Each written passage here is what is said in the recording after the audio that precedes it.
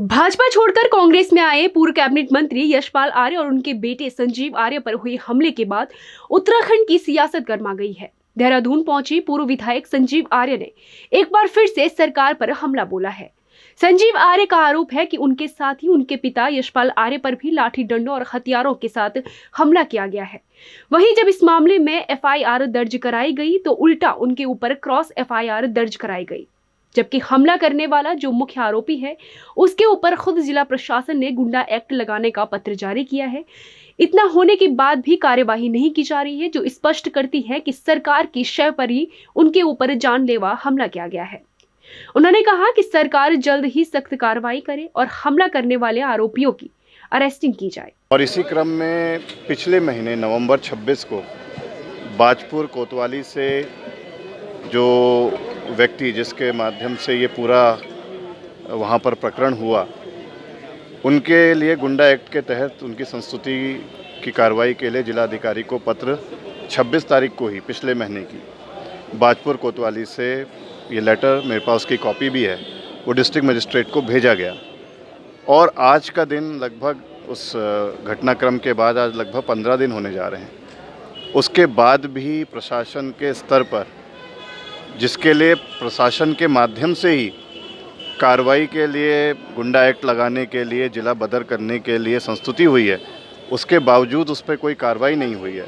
तो स्वाभाविक रूप से जब इस तरीके का वाक़या सामने आता है तो स्पष्ट रूप से उसमें भूमिका प्रशासन की, शासन की संदिग्ध और संलिप्त पाई जाती है। जो वहाँ पर प्रकरण हुआ, सबसे महत्वपूर्ण बात है कि बाजपुर कोतवाली से मात्र 30 मीटर की दूरी पर, और वो भी तब जब पुलिस प्रशासन को कार्यक्रम की पूर्व संध्या पर भी और सुबह मॉर्निंग में भी पूरी तरीके से उनको इस कार्यक्रम में जिस तरीके की भी बाधा उत्पन्न करने का प्रयास किया जा रहा था, इसकी जानकारी दी गई थी। और उसके बाद भी वहाँ पर ना तो कोई पुलिस प्रशासन मौजूद था, ना पर वहाँ पर किसी को भेजा गया। और जिस तरीके से वो वहाँ पर लाठी डंडे असले लेकर खुलेआम वो घूम रहे थे, जिनके ऊपर गुंडा एक्ट की कार्रवाई पूर्व में भी हो चुकी है, तो कहीं ना कहीं ये अपने आप में इस बात को सिद्ध करता है कि शासन प्रशासन की उसमें संलिप्तता थी। वहीं शिक्षा मंत्री अरविंद पांडे ने प्रेस वार्ता कर यशपाल आर्य व उनके पुत्र संजीव आर्य पर हुए हमले को निंदनीय बताया है। उन्होंने कहा कि राजनीति में इस तरह की घटना निंदनीय है। साथ ही उन्होंने कहा कि कांग्रेस द्वारा उन पर व मुख्यमंत्री पर इस हमले का आरोप लगाया गया है, वो बिल्कुल गलत है। ये हमला कांग्रेस के अपने नेताओं की आपसी कलह व टिकट के वर्चस्व की लड़ाई के चलते हुआ है। जैसा कि आप सबकी जानकारी में है कि बाजपुर में कांग्रेस के लोगों का आपस में टिकट को लेकर वर्चस्व की लड़ाई, और ये कांग्रेस का अपना एक खोखला संविधान है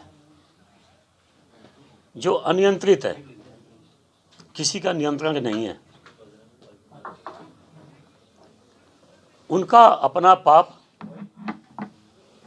उन्होंने हमारे प्रदेश के यशस्वी मुख्यमंत्री जी के नाम कुछ मेरे हिस्से में डालने की कोशिश की है। मैं आपके माध्यम से खास तौर पे बाजपुर और नैनीताल विधानसभा की जो